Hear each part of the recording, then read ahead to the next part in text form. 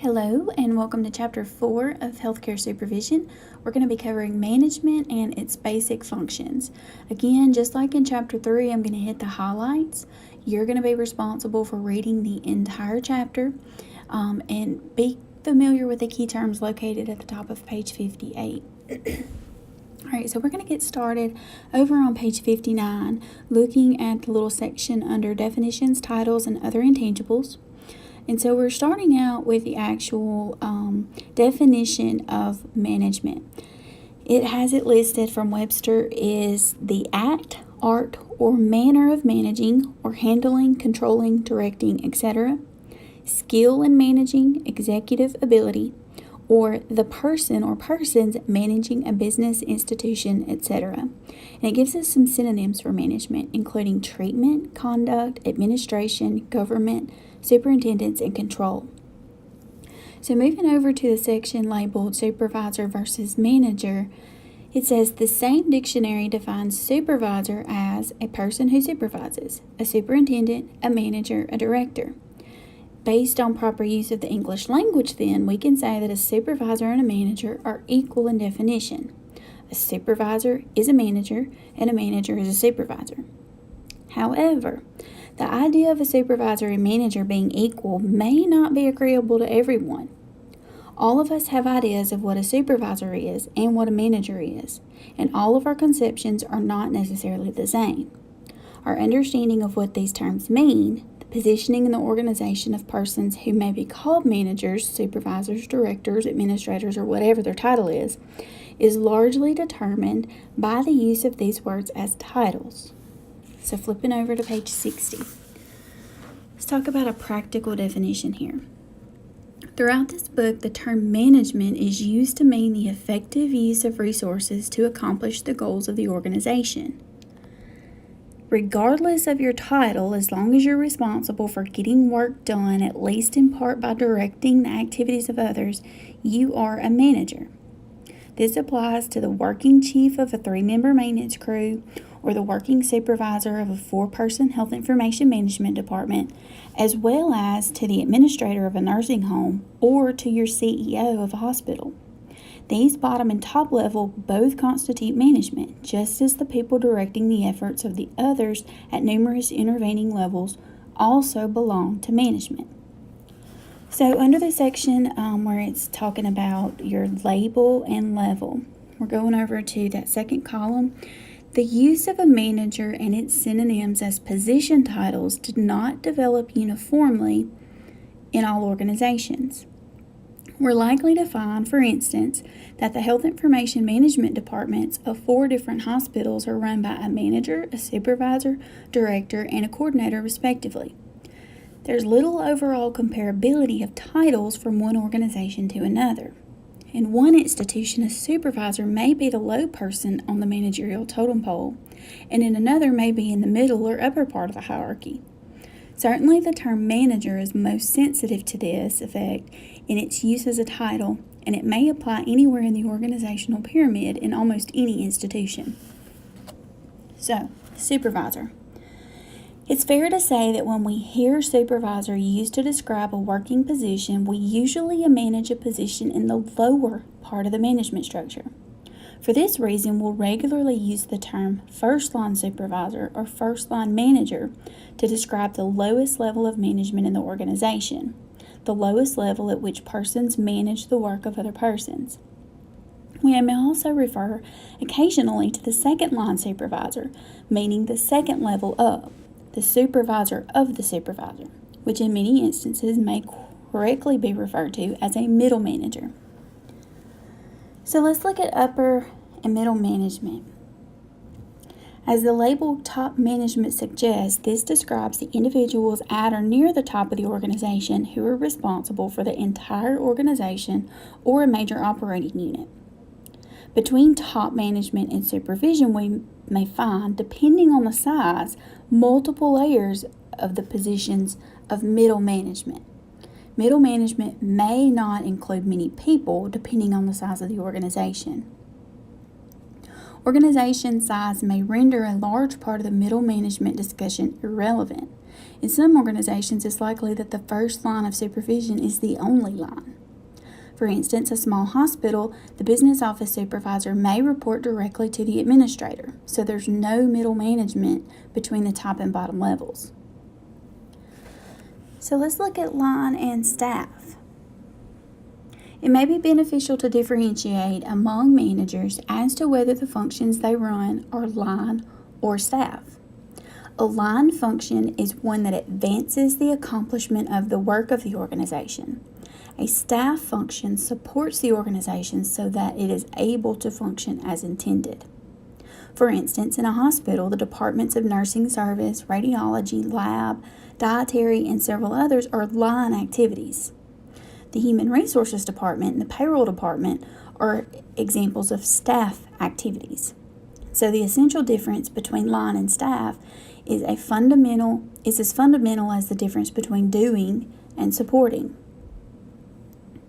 Relating line and staff to managerial titles, a person can be described as a manager of a line activity or a manager of a staff activity. However, whether the overall function of the department is line or staff, the manager within the individual department possesses line authority in the management of the department's employees. With each function, there is a line of authority that extends from the department head down to and including the first line supervisor. So, for example, in your nursing service department, the line of authority viewed from the top down may be director of nursing service, the assistant director, a shift supervisor, head nurse, and a charge nurse. Each person at each level directs the activities of those at the next lowest level in a manner that may be felt through the entire line of authority. Instructions from the director of nursing or others beneath that position in the hierarchy ultimately result in actions by staff nurses. So moving over to page 62, we're going to introduce the basic management functions. So there are several kinds of activities that all managers pursue in fulfilling their responsibilities. We're going to talk about 5 of these functions. Number 1 is planning. Number 2 is organization. Number 3 is directing. 4 is coordinating. And 5 is controlling. So we're going to go into brief definitions over here at the bottom of 63. So planning is determining what should be done, why it should be done, where it should best be done, by whom it should be done, when it should be done, and how it should be done. Organizing is the process of structuring the framework within which things get done and determining how best to commit available resources to serve the organization's purposes and carry out its plans. Organizing essentially includes what is often referred to as staffing in certain other discussions of the management functions. Then we have directing. And we're going to come back up to this slide that says fundamental organizing concepts. But directing is assigning specific resources or focusing certain efforts to accomplish specific tasks as required. So simply stated, directing is running an organizational unit on a day-to-day basis. Coordinating consists of integrating activities and balancing tasks so that the appropriate actions take place within the proper physical and temporal relationships. Coordinating does not appear by name in a number of other delineations of the management functions, yet in all cases it's directly implied in descriptions of the tasks managers performed. And then the last one is going to be controlling. Controlling is follow-up and correction, looking at what actually happened and making adjustments to encourage outcomes to conform to expected or required results. And it is controlling that best illustrates the cyclic nature of management and the inseparability of basic management functions. Okay, so let's go back and let's get a little more detailed on planning. We are planning at any time we look ahead at what we might be doing in the future.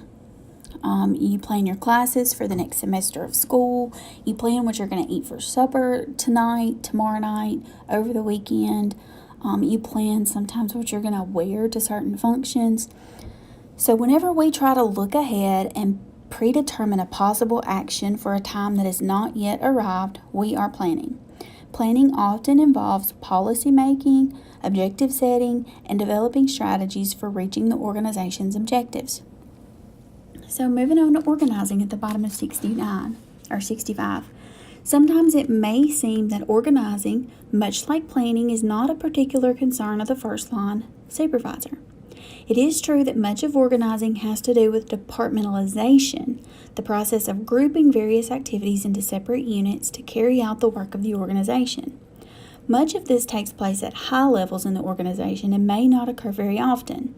However, as a first-line supervisor, you engage in acts of organizing similar to departmentalization whenever you make decisions concerning which people within your department are going to handle certain tasks. Whenever you become involved in making decisions concerning division of labor or separation of skills, you are organizing. And so we were going to talk about the fundamental organizing concepts. So let's talk about unity of command. Unity of command requires you to provide assurance for all the activities within your responsibility that in all instances specific employees are responsible for certain specific results on a one-to-one basis.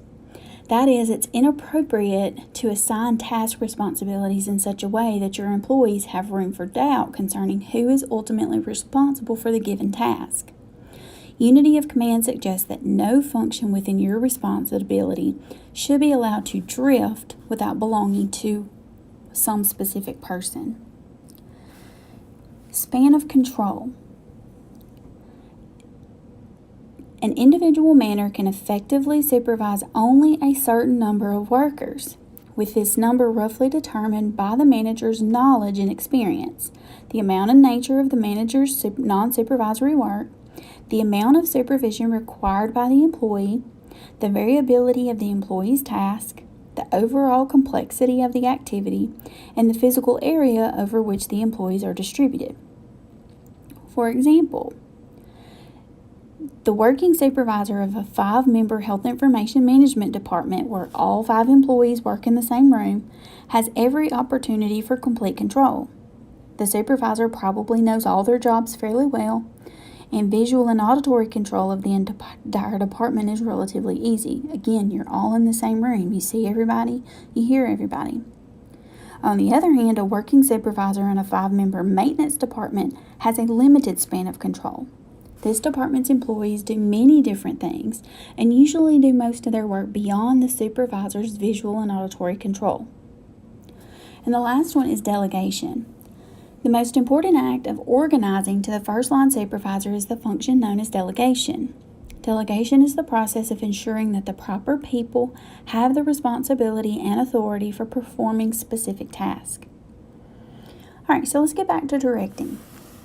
Directing consists largely of assigning responsibilities on a day-to-day basis, letting employees know what has to be done and how and by when it is to be done. It is making of all the little but important decisions so necessary in the operation of the department. It is, in fact, the process of steering the department.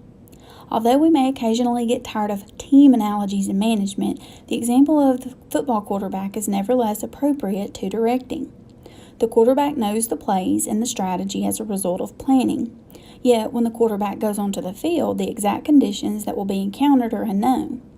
It is only when the quarterback sees what happens on the field that the quarterback can call on what has been learned and respond to the conditions of the moment.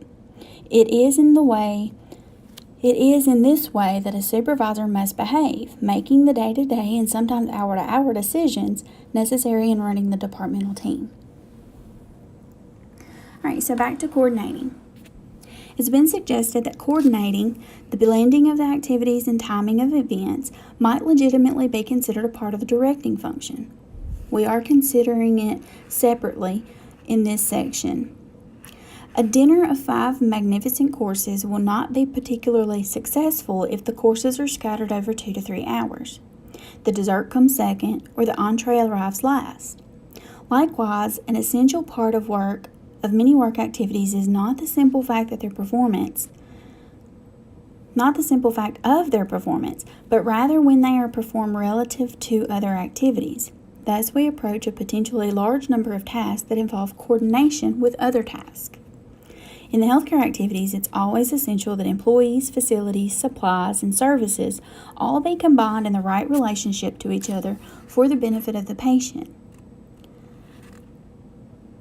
Throughout the department, and certainly between and among the departments of a healthcare organization, it is necessary for activities to be coordinated. It makes little sense to place a full breakfast before a patient who is soon to be given tests requiring fasting, just as it makes little sense to place a patient who is scheduled for an X-ray in the corridor 4 hours before the department is ready to receive the patient. Effective coordination is one of the keys to supervisory effectiveness. And then we're back to controlling. Plans rarely come to realization exactly as intended. Therefore, many moment-to-moment changes are required in pursuit of departmental objectives. In the controlling functions, we evaluate progress against objectives and make adjustments or new decisions as we go along. The term most descriptive of controlling are follow-up and action. We take note of how things are going as compared with how they should be going, and make new decisions and provide new direction to effect corrective action. Controlling is often the most neglected of the basic management functions, especially in terms of the strength of follow-up on implementation of earlier decisions. The problem of limited or non-existent follow-up will be examined further during the consideration of delegation and later of supervisory decision-making. So let's go over to page 68 and look at emphasis. The basic management functions of planning, organizing, directing, coordinating, and controlling were presented in a given order for an important reason. Generally, the first elements of this list occupy or should occupy a proportionately larger amount of time of people in the upper levels of management.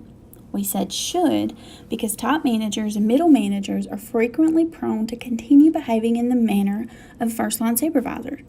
That is, they spend significant amounts of time dealing with day-to-day operating problems when they should be leaving most such problems to the lower management levels. Because of the nature of departmental supervision, the first-line supervisor will concentrate more on activities towards the bottom of the list of the basic management functions. It is the lower echelons of management who are rightly more concerned with the problems of the moment. Those at the top of the organization should be more concerned where the organization is going relative to its long-range goals and should be considering courses of action required to support these goals. However, planning, organizing, directing, coordinating, and controlling are all part of every manager's job. In a large healthcare organization, top management may spend 70% or 80% or more of the time involved in broad-based planning and organizing. In the same organization, except for the regular practice of delegation, the first-line supervisor may spend 80 or 90% of the time on a combination of directing, coordinating, and controlling. So let's move to processes versus people. In discussing the basic management functions, we necessarily focus on a number of practices that are often described as management processes. In doing so, we run the risk of creating an impression that management is mostly process-oriented. We might be tempted to believe that to be successful in management, we need to learn a number of processes and then apply the appropriate processes to circumstances as they rise. It is true that planning and organizing are processes. Controlling, delegating, and leading are processes too, as are controlling, absenteeism, scheduling, and interviewing. And we could name dozens of other so-called functions or techniques that are processes. With all of this seeming emphasis on functions and processes, it is appropriate to remind ourselves that the central focus of management is people. We might spend a great deal of time learning management processes. Most management education is in fact heavily weighted towards process and never become successful supervisors. In the long run, success at any level of management will depend on one's ability to work effectively with people. All right, and that's going to end chapter 4 for us. Again, I recommend you read the entire chapter. Look through your questions for review and your discussion questions, and have a great day.